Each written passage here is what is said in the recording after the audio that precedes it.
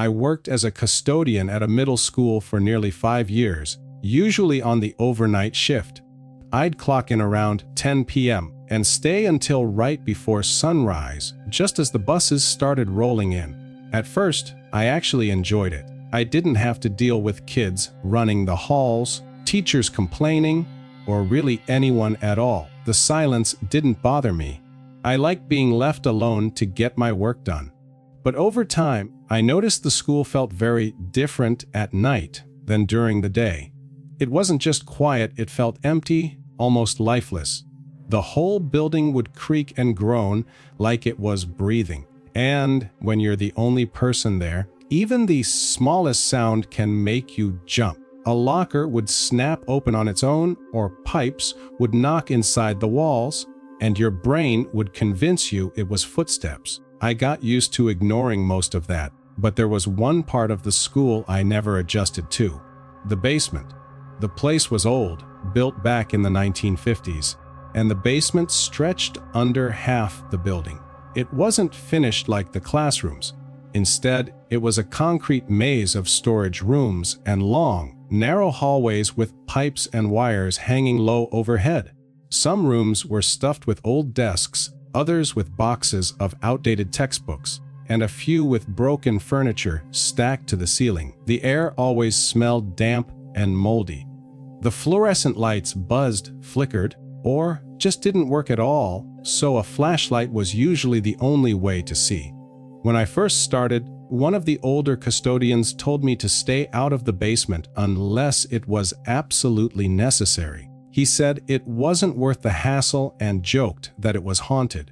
I laughed at the time, but even in that first week, I could feel how unsettling that part of the building was. Compared to the bright hallways upstairs, stepping into the basement felt like entering another world. Some nights I'd pass the basement door and feel a chill just looking at it. Luckily, most of the time I didn't need to go down there, so I stayed away whenever I could. But one night, about 2 years into the job, I had a list of tasks taped to my cart, and one of them was to bring up a set of folding chairs for an event. I groaned as soon as I saw that task, because the only place those chairs were stored was down in the basement. I stood at the top of the stairwell door for a good minute, debating if I could get away with asking my supervisor if it could wait until morning. But I didn't want to look lazy. So I grabbed my flashlight and pulled open the heavy door. Each step down the stairwell echoed like my boots were way too loud. At the bottom, I flipped the switch, but only a few of the overhead lights flickered on, leaving most of the hallway swallowed in darkness. The smell hit me immediately, like damp cement. I clicked on my flashlight and started down the hall. The chairs were supposed to be in the second storage room on the left. The first room was crammed with old desks stacked almost to the ceiling. The second door was rusted over, and it screeched like nails on a chalkboard when I pulled it open. Inside, it smelled like dust and old wood polish. The folding chairs were stacked against the wall in uneven piles. I bent down, trying to grab as many as I could so I wouldn't have to make a bunch of trips. I had just picked up 4 when I froze. From somewhere out in the hallway, I heard a dragging sound, like someone slowly sliding their shoe across the floor. I held my breath, still hunched over with the chairs in my arms, straining to listen. Then the sound stopped.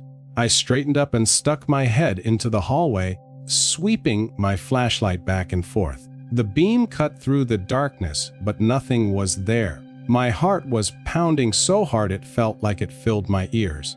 I stood there for what felt like forever before finally telling myself it was just the pipes, or maybe I'd shifted a chair without noticing. I carried the first load into the hallway and toward the stairs. That's when I felt it. A cold draft across my face. It was so out of place I stopped mid-step. The basement was always warm and stale, no windows, no air circulation. But this was icy, like standing in front of an open freezer. I swung the flashlight up and down the hall, but nothing looked different. Shaking it off, I set the chairs at the bottom of the stairs and went back. But as soon as I stepped into the storage room, something felt wrong. The pile of chairs didn't look the same. It was subtle, but they seemed shifted, like they'd been moved while I was gone. I frowned, trying to picture how they'd been leaning before. Then told myself I was just being paranoid. I grabbed another load and turned to leave, when I heard it again.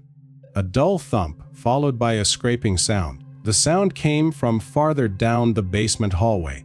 My flashlight shook in my hand as I aimed it in that direction. About 20 feet away, one of the classroom doors that should have been shut tight was cracked open. My stomach dropped.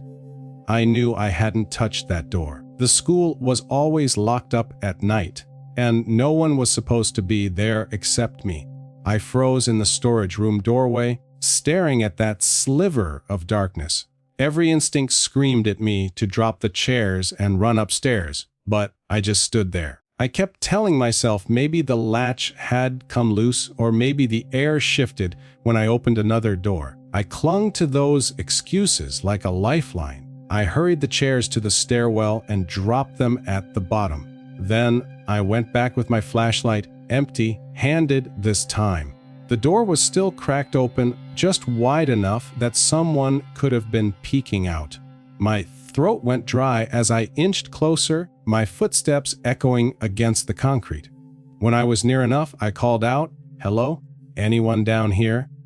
My voice cracked, sounding weak in the vast, empty basement. No reply. I swallowed hard and shoved the door open fast, flashlight beam cutting through the dark. The room was empty.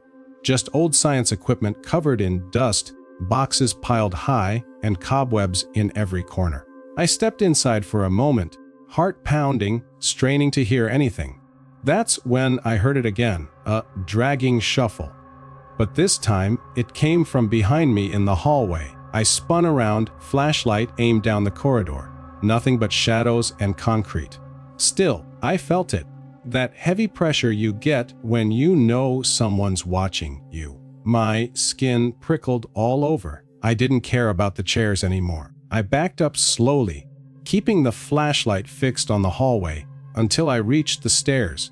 I grabbed the stack I'd left and bolted, taking the steps 2 at a time. I didn't stop until I was back in the main hallway upstairs, leaning against the wall and gasping for breath, sweat running down my face even though the school was cold.